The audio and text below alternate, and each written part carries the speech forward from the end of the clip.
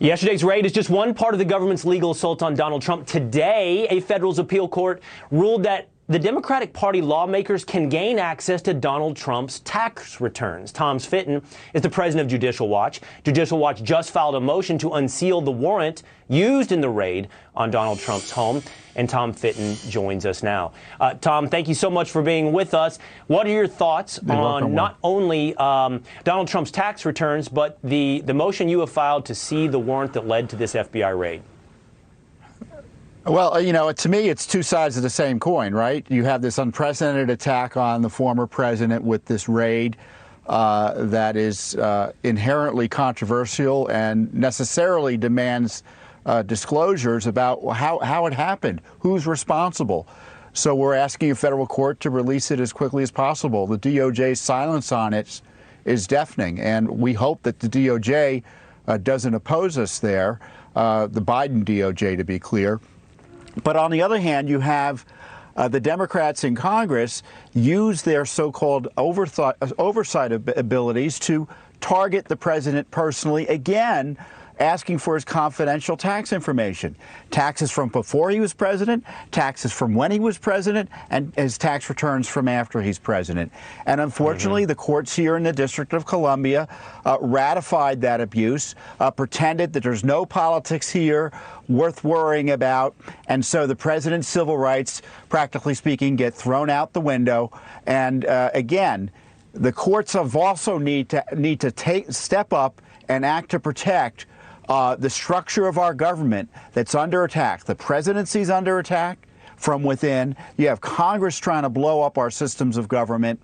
And the courts have almost been bystanders in large measure, or just rubber stamping them in the case of the FISA warrants, and in this case, the unprecedented effort to gain our confidential tax information. And as we see with the IRS getting 87,000 new employees, obviously Trump's just the number one target, and the rest of us will all have to worry as well. That is certainly terrifying. Tom, I don't know if you're familiar with the comedian Andrew Schultz, but he said he now judges presidents on their ability to move merchandise, the MAGA hat being an all-time great seller. Apparently, Hillary Clinton has decided to enter the fray. Tom, she, of course, who kept classified materials on her private server at home, but was never raided, is now gloating about that and the raid on Donald Trump, and she's going to sell merch. She's going to sell merch that reads, "but her emails," to mark the occasion. What do you make of this, Tom? Well, it's consistent with her mockery of the rule of law. Remember, she joked, wipe with a cloth when they talked about deleting emails. This person, on the other hand, isn't president because of her emails. And she's also out there, in many ways, helpfully reminding Americans that she's a beneficiary of the same type of corruption that that led to the FBI raiding Trump. Remember, she worked with the FBI, her campaign did, to target Trump in 2016. Well, we will see exactly, to take the lighter side of the note, Tom, we'll see exactly how many hats she can move with but her emails out there in the economy. Tom Fitton, thanks so much. It's always great to hear from you. Thank you, Will. Let's bring in Judicial Watch President Tom Fitton. He joins us now. Tom, without any more information than what we have right now, it really does look like the Biden DOJ raided the home of President Biden's future political opponent. Is that what happened yesterday, or is there any other possible justification for this raid? Oh, there'll be what they call pretexts to raid the home of Trump. There's been intense pressure by the left on the Biden administration to prosecute and harass Trump. And they did what their leftist advocates or leftist pressure groups wanted. In my view, this is a raid that will go down in infamy. The Biden administration has crossed the Rubicon in terms of attacking President Trump and their political opponents by misusing law enforcement. And this is a continuation of what we saw during the Obama administration. Obviously, through the Trump administration, you even had the FBI and DOJ attack Trump during the Trump administration, and now Biden, of course. And I tell you, if this is about records that the president and our understanding of the law, we had sued over Bill Clinton having presidential records, and a left-wing court in the District of Columbia said, too bad. The president has essentially absolute authority to designate White House records as personal records and do what he wants with them. So this is just weak tea, and there's no ready justification for this. And I tell you, if Republicans go forward with full funding for the FBI and Justice Department after these outrages, you have to wonder what they're there for. You mentioned Clinton. Where was a similar raid on Hillary Clinton over her classified information, which we should point out she had no right to unclassify because, she didn't win the presidency. She was not president. Look, we uncovered the Clinton email scandal. She stole emails, including classified material from the State Department. Remember, some of those materials were under subpoena at the time, certainly when they were destroyed. And then she lied about what she was doing in terms of destroying the records, pretending that she was only destroying emails about her daughter's wedding and yoga classes, when in fact she had been trying to destroy classified information, and still no raid. And then on top of that, you have presumptively criminal activity by, as others have pointed out, Hunter Biden in the custody now of the FBI that implicate this president of the United States. And just a few weeks ago, we were talking about here, I'm sure you've been talking about, the fact that the FBI was caught trying to help Hunter Biden and Joe Biden just before the election. And that was just exposed a week or two ago. And now they're raiding Trump's home. I tell you, the FBI and the Justice Department can't be trusted and should be thoroughly reformed. And frankly, as far as I'm concerned, I don't think they're redeemable at this point. Well, if there's any doubt the president would run in 2024, I don't think that there is any doubt now. Tom, we have to leave it there. Thank you so much for joining us this morning. We appreciate it. Let's get back to the raid on Mar-a-Lago. The White House refusing to provide any comment. Roll tape. Is this administration weaponizing the Justice Department and the FBI against political opponents? Peter, the president believes in the rule of law. The president believes in the independence of the Department of Justice. That's a yes or no? No, that is no. It's a yes or a no for you. I'm answering the question, and then I'm telling you that we are not going to comment on a criminal investigation. Okay, that's important. Tom Fitton joins us now from Judicial Watch. Tom, she called this a criminal investigation. What does that tell you? Well, it tells us that the White House is being dishonest. They've been pushing that Trump be investigated. They've been leaking that they've been unhappy with the pace and the approach that Garland has been taking. And constitutionally speaking, the Justice Department isn't an independent agency. It reports to the President of the United States. He's responsible for this ultimately. And the idea that there would have been a raid on a former president, his home, with weapons, without the White House being kept apprised is just doesn't sound credible to me. But in the end, the president is responsible for this. If he's okay with his political rivals being targeted over a document dispute, which obviously is a pretext, then the problem isn't just in the Garland Justice Department or the Wray FBI. It's in the Biden White House. This is a Biden administration op, and let's stop pretending that the White House, just because it wasn't technically briefed, whatever term, however they're defining that, did they define briefed or knowing about it the way they're defining recession? Please spare me. I think that the Democrat strategy here is to slime Trump with multiple investigations culminating right before the election. You agree with me? I do. And I know we're asking for the basis for this raid, and we know there are going to be documents, and we know that there's someone at the FBI is going to say this is a serious issue, and the judge rubber stamped it. But it's not about the substance of the raid. It's about the fact that it took place, and there's this process. And as you highlight, this political theater that's taking place where they're using law enforcement to harass Trump. It's not only here through the Justice Department. You have yesterday, the IRS, his IRS files now is going to be targeted by the Pelosi Congress. You have this Georgia investigation. You have New York, all of which substantively are lacking. But as you're highlighting, it doesn't matter. It's all about the politics. And it's a dangerous game because when you use law enforcement to achieve political goals, you know, that way lies the end of the republic. Yes, indeed you do. We're all threatened. Tom Fitton, great to have you on the show this morning, and we appreciate you being here. Thanks very much, Tom.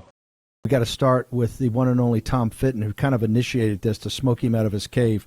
Tom Fitton at Judicial Watch. Tom, give us your assessment of what you heard today, and what role did Judicial Watch, the great Judicial Watch, having in smoking out Merrick Garland to finally come up and counter at least the lies they told Newsweek magazine. They told Newsweek magazine 2 senior Justice Department officials with direct knowledge of the matter had approval on to keep anonymity, but to address it. And they said we had nothing to do with any of this. Is all the FBI. Now you're hearing another set of lies. Tom Fitton, your assessment.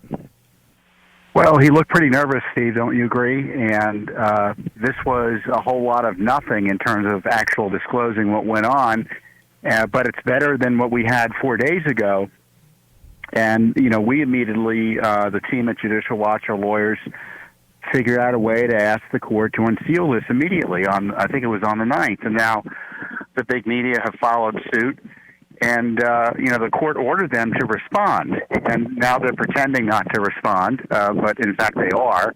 So the question is, what ultimately will they release? Now, you know, the search warrant cover is typically out there. The question is there underlying material justifying the warrant that's going to be fully released? And we don't know that yet. And, of course, the president has a say. President Trump has a say as to what might be released as well. I suspect he'll be on the side of transparency here. But we're slouching towards despotism here. I don't know how else to describe it. You've got these anti-Trump, snide, left-wing, partisan means they're Democrats, running the Justice Department, running the FBI. They hate Trump. They think the rule of law or the law is to be used as a manipulative tool against their opponents, as opposed to being enforced fairly in a way that the American people can have confidence that there's a fair administration of justice. Look, you know, what struck me about this whole dispute, because we saw what was happening back in February when this first erupted, this question about whether the president had records he shouldn't have had. We had sued the archives for records that Clinton had. He had a tape that necessarily included classified information, and he kept it in his sock drawer. And we said, this is a presidential record. What's going on here? Justice Department said, oh, no. You know, if he has it, it's presumably personal. The judge says you can't get behind, no one can get behind the president's decisions as to whether to designate records as personal or presidential. So the fact the president had them suggests that they were personal and that they're just making up the laws as they go along. There's no legal justification for this raid, in my view. It's, you know, and we're talking about the underlying documents and such, and we all know they can write whatever they want, right? But the purpose is to destroy this man and to destroy people around him. That's the purpose, and they will come up with reasons to effectuate that purpose until the end of time, practically speaking. Tom, I know you're busy and you got to bounce. Just one last thing: the affidavit. What the magistrate know? I know you're forcing this in the courts. Are we going to get a chance to see the affidavit of what they really said was going on to actually get the search warrant? Because as you've proven and done such a great job on the whole Russia disaster and the FISA courts, they lie all the time. They either withhold information, like, oh, by the way, the grand jury subpoena that President Trump not only answered and had his lawyers answer, but was helping guys walk around and see things, whether that was in there or what other they make up, because they lie all the time, and they lied in FISA. They lied to the FISA courts. They have a reputation of lying. What do you think about the affidavits and the underlying documents, sir? Yeah, I think it's going to confirm what I'm saying, is that they're misstating the law, they're twisting the law, and I know people have been going after the judge down there, and, you know, that's he has a responsibility here, too. But the record is they lie to the courts, and the courts have to rely, because they you know, they're in the business of approving warrants, right? And they have to rely that the government officials, the FBI, whoever's asking for a warrant, are testifying truthfully. And they can't rely on that, especially in politically sensitive cases such as this. So there's no basis for the warrant. There's going to be an affidavit that I'm sure will have some more information. I suspect they'll be trying to cover up a lot of it, so there'll be another fight there. But we have, more than a dozen Freedom of Information Act requests on top of this. So we're not letting this go. This is, this is the Rubicon that they've crossed, I think. And I don't know how else to describe it. And I don't see how the Justice Department and the FBI survive in their current form if we have a competent a group of conservatives and patriots and constitutionalists in Congress and in the presidency. Listen to what Tom Fitton says. Tom Fitton's been in these battles for many decades. Tom, how do people get to Judicial Watch, and particularly how they get to your social media to follow you in this epic battle? Well, I'm on Twitter and on True Social at Tom Fitton or at Real Tom Fitton, depending. You'll see the blue check marks. And we're on Facebook and judicialwatch.org. We're battling. It's not just the point is we can't just talk about this. We have got to figure out ways, and Judicial Watch has, and others need to, is to use the tools available to us under the Constitution to hold this government to account. And that's what we're trying to do. And we just can't just complain. What is it we do procedurally? What's the budget of the FBI? Is it going to be the same next year as it is this year? Those are the questions we need to be getting at the heart of right now, because these two agencies are threats to our republic. No, we have to choke it down on the money side. Tom, thank you very much. Honored to have you on here, sir. Thank you, Steve. Appreciate your good word. We are, again, going after the Biden Justice Department over illegal secrecy designed to protect the Justice Department and the Hillary gang, the Obama gang, and frankly, as I said, the Biden gang, from accountability for their misconduct. As he was leaving office, shortly before he left office, President Trump authorized the declassification and the release of key documents about the illicit spy operation against Trump and his associates. And those documents have yet to be released by the Biden Justice Department, even though they were specifically authorized for release. And we just sued for them. We filed for lawsuits related to the declassification order and release order by President Trump for certain records related to Crossfire Hurricane, which is the technical term, I think, that corrupt FBI agent Peter Strzok came up with. He issued this order, and they didn't release the records. We asked for these records back in February of this year. All records related to the FBI's Crossfire Hurricane investigation that were provided to the White House by the Department of Justice on or about December 30th, 2020. So this was a batch of documents that they sent over to the president for him to review to decide whether he would declassify them or otherwise make them available to the public. And then we cite the memorandum that he signed authorizing the disclosure, and I'll read you the memo in a minute. And then we want records about the decision to keep this I shouldn't say garbage, because I don't know if it is garbage. Maybe it is garbage if you believe that the records will show corruption.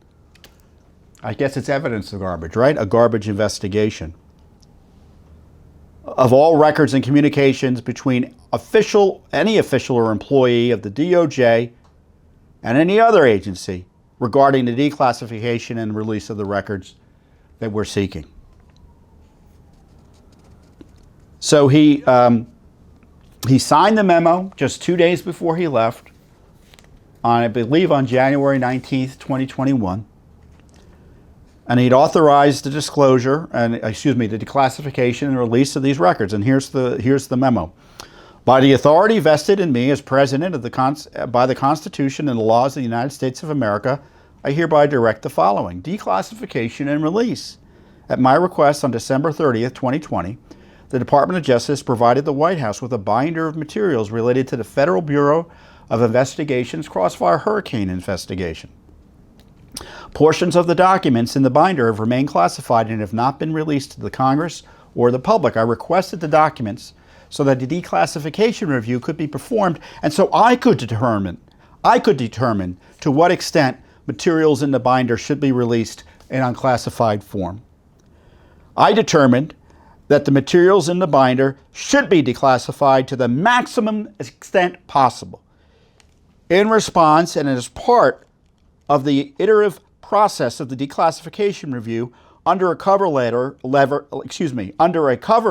dated January 17th, 2021, the FBI noted its continuing objection to any further declassification of the materials in the binder, and also on the basis of a review that included intelligence community equities, identified the passages that it believed was most crucial to keep from public disclosure.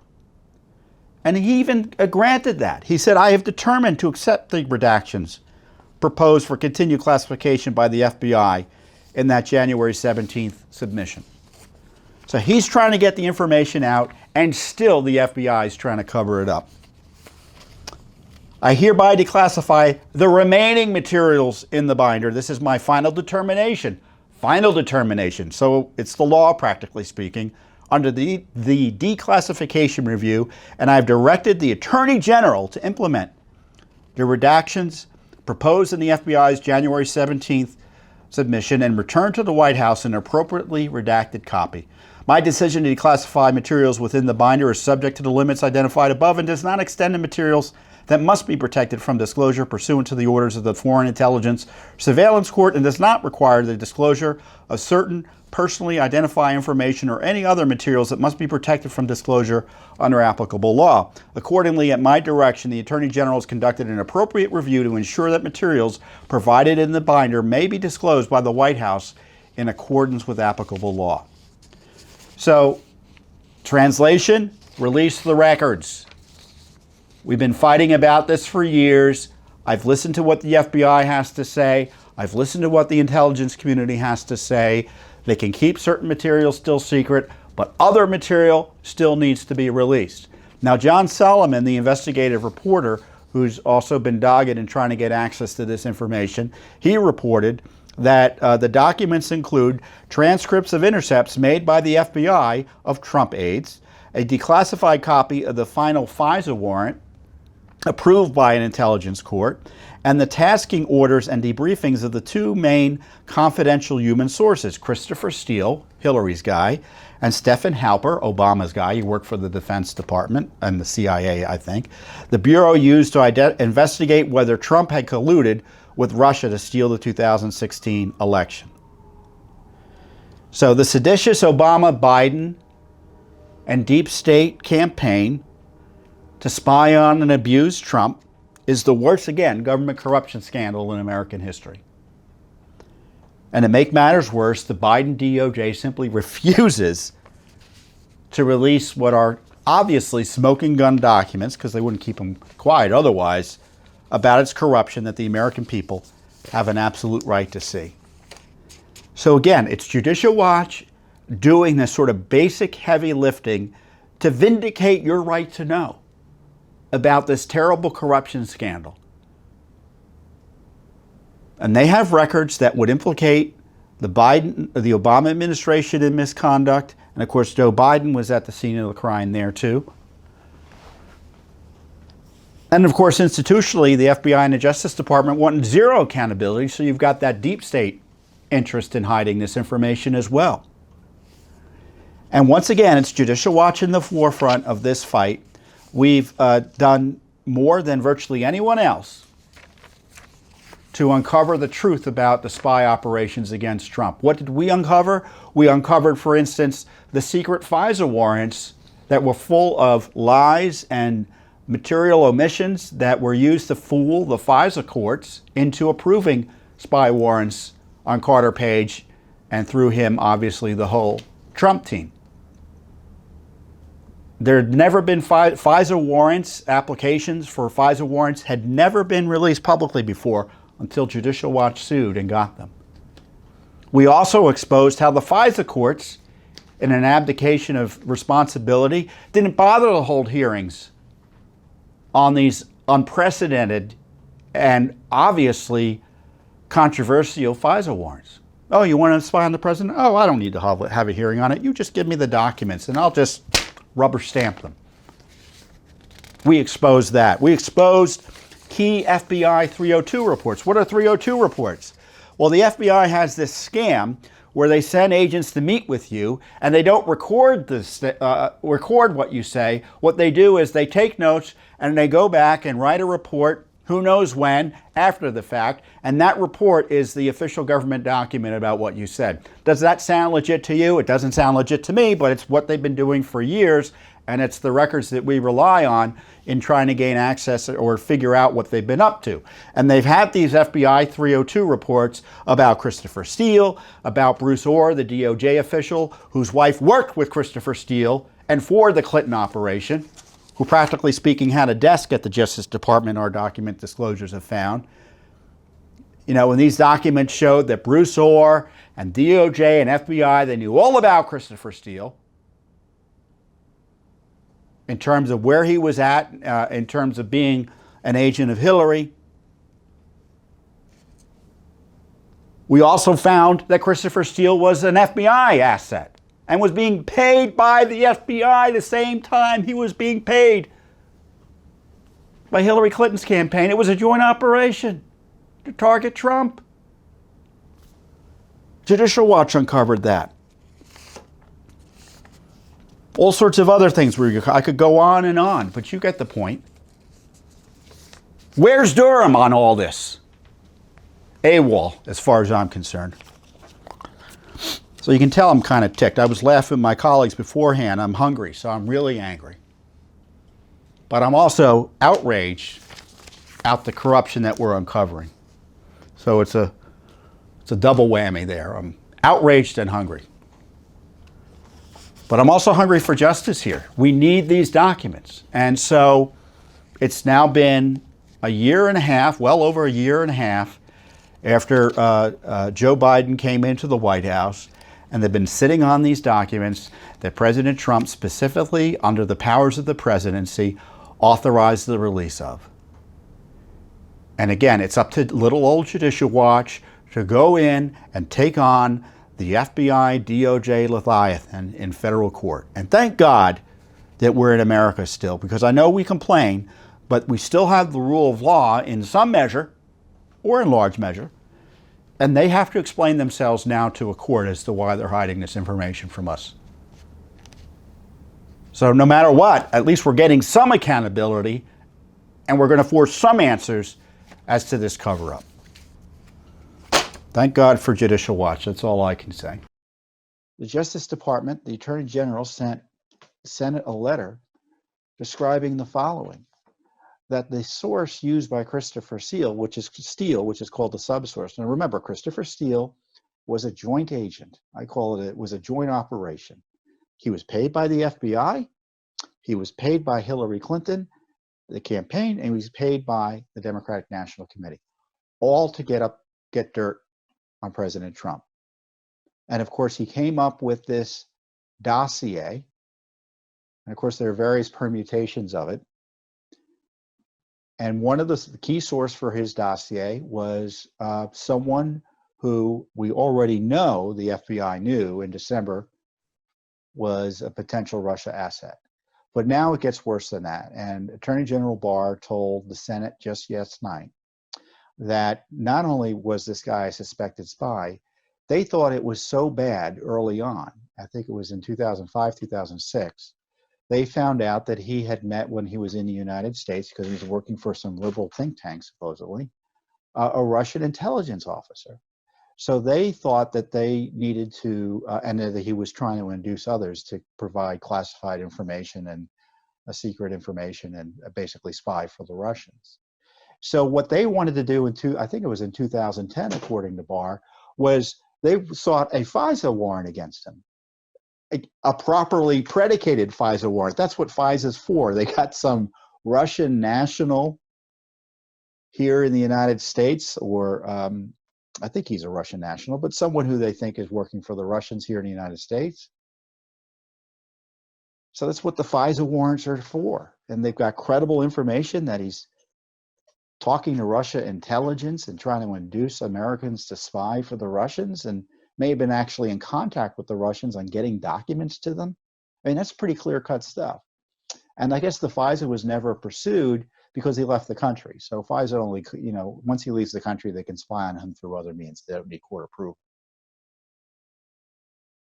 And they knew all of this in December. So they were knowingly using, and not telling the court about, and this is in December of 2016, they didn't tell the court that they were knowingly using, and I mean the Obama administration and the Trump people who signed on to it, knowingly using someone suspected to be an active Russian spy to try to get the President of the United States, the incoming president, and then the President of the United States, criminally indicted and removed from office. This is extraordinary. I mean, we knew in theory, based on the information that had been public, that this had been going on, that the information in the Steele dossier looked like a Russian disinformation campaign. And frankly, some of it, I'm still convinced, came from U.S. intelligence operatives that the deep state pretended were Russian operatives. So, let's be clear, there's a lot more here to be unraveled. But they know specifically that the named source in the Steele document, or the source that they knew was referenced in the Steele document, was a Russian spy. They knew so much, though, that he was a Russian spy that they had tried to spy on him themselves, and they didn't tell the court. So you had the FBI and the Justice Department, and who knows who else, knowingly working and using the information of someone likely to be a Russian spy to try to remove the president. So when the president says what was done was treasonous, he's right. And I want to know what Obama knew and when he knew it about this, and you can bet he knew about it. I think he should be impeached and subject to prosecution. Now, I know I'm just saying prosecution, but criminally investigated. Why is he being protected? Was Biden briefed on this? The nature of the subsource for Steele, the Russian spy that they were using to try to drag down the incoming president?